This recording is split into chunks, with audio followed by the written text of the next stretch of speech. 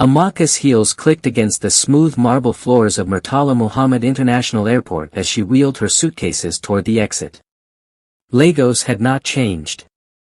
It still smelled like rain and sweat and possibility. The air was thick, alive with voices and movement. Cars honked, travelers bargained with taxi drivers, and porters hustled through the crowd like bees in a hive. She inhaled deeply. After nearly 10 years in the United States, she was home. Everyone had asked her why.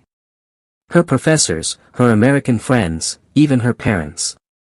Why leave when you have everything here? You have a job offer in New York. You're comfortable there. But comfort had become a prison. She didn't want easy. She wanted to build. She wanted to matter, in a place that felt like home, not just geography. She was 25, beautiful in a quiet, compelling way. Her skin was the shade of sun-kissed bronze, her curls full and intentional. But it was her mind, sharp, agile, unrelenting. That set her apart. Within 2 months of her return, Amaka secured a position at one of Lagos's top consulting firms, Stratos Edge. The name alone opened doors. She wasn't surprised she got the job. She had degrees, experience, confidence, and presence. But nothing prepared her for the man she would be working under. Dairon Koleosho. He was the kind of man who filled a room before he said a word. 38, broad-shouldered, with a refined handsomeness and the kind of silence that demanded respect. His reputation preceded him, disciplined, brilliant, emotionally impenetrable. He was the director of strategy and innovation, and Amaka was placed directly under his supervision. The first day they met, he barely said a word. Just nodded, looked her over, and returned to his tablet. She couldn't read him, and that both frustrated and intrigued her. Days turned into weeks, and the pattern remained. She impressed the team with bold ideas, executed projects ahead of deadlines, and handled clients with the polish of someone twice her age. But from Dairon? Nothing. No encouragement. No appreciation. Just cold professionalism and an occasional curt nod in her direction during meetings. Yet, she caught him watching her, when he thought she wasn't looking.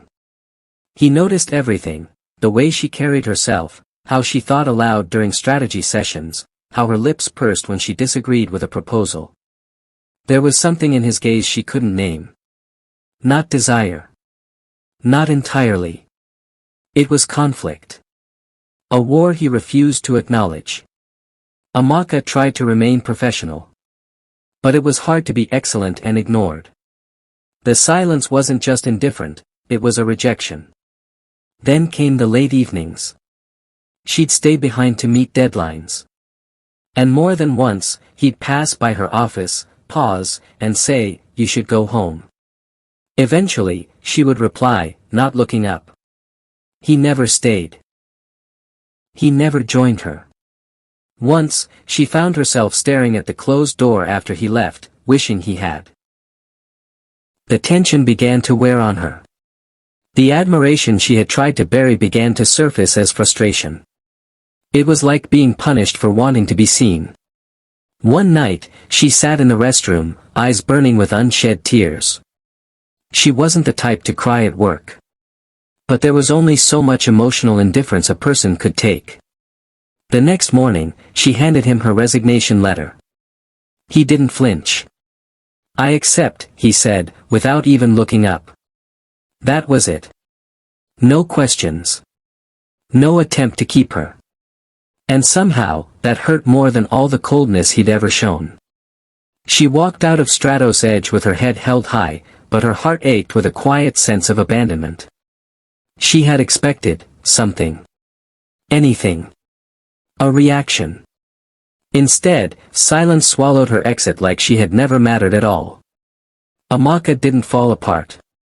She found a modest apartment in Lekki, started freelance consulting, and built a small but loyal client base. Her days were hers again, free of unspoken tension and impossible longing. 2 weeks after she left the company, she heard a knock on her door just after 7 p.m. She wasn't expecting anyone. When she opened the door, there he was, Dyron, in jeans and a black t-shirt, holding a bottle of red wine. Her heart flipped. "I was in the neighborhood," he said. She didn't smile. "Lagos has 22 million people. Interesting that you ended up in my corner of it." But she stepped aside and let him in. They sat in silence that first night. He asked about her new work. She gave clipped responses. He didn't stay long. But he came again. And again. Always unannounced. Always quiet. He started to open up slowly, talking about books, music, his past. She learned he had once wanted to be a writer. That his father had died young. That he never dated women in the office. Ever. Not because of rules. Because of fear. "I never learned how to want something without needing control," he confessed one night, as they sat on her balcony, wine in hand, the city lights glowing like restless stars below. She turned to him. "And me?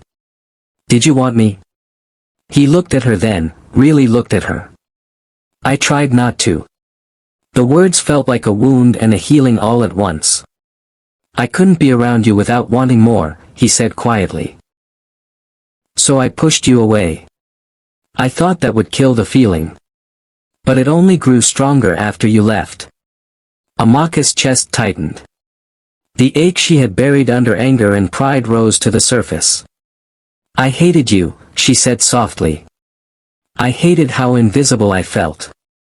How nothing I did could make you see me." He stepped closer. "But I did see you. I never stopped seeing you." The air between them shimmered with unspoken truth.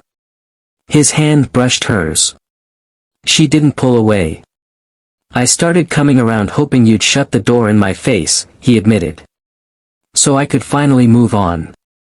"And when I didn't?" she asked. "I realized I didn't want to." He kissed her then, soft, careful, like a man touching something sacred. She kissed him back, not out of impulse, but because she finally could. It wasn't forbidden anymore. It wasn't a mistake. It was honest. Real. They didn't define it immediately. They didn't need to. Weeks later, Amaka opened her own boutique consulting agency. Small. Focused. Purposeful. Dyron walked into her office one afternoon during a team meeting, holding her favorite coffee, acting like it was the most natural thing in the world. He wasn't her boss anymore. Just the man who chose to stop hiding.